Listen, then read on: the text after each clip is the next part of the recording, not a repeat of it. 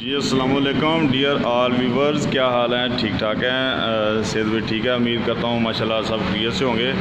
तो आपका होस्ट, आपका दोस्त, आपका भाई तारिक महमूद बाजवा एक और रिव्यू के साथ हाज़िर है। तो सबसे पहले तो माजरत कि मैं काफ़ी लेट सर दोबारा ऑनलाइन हुआ हूँ, तो अल्लाह खैर करेगा इंशाल्लाह। तो आज मैं सर चिगान कारवां के शोरूम में था।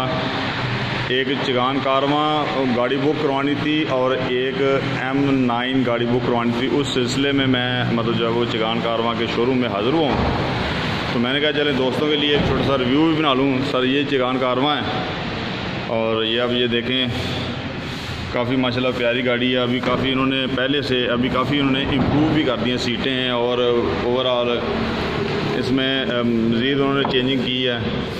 आप ये देख सकते हैं, इसमें इन्होंने ये डेक, इसमें ख़ासकर डेक इसमें काफ़ी अच्छी क्वालिटी का उन्होंने डाल दिया है। बाकी सीटें पहली जो 19 मॉडल से अभी 20 मॉडल में सीटें उन्होंने तकरीबन बेहतर कर दी हैं। ठीक है, तो बाकी आप ये देखें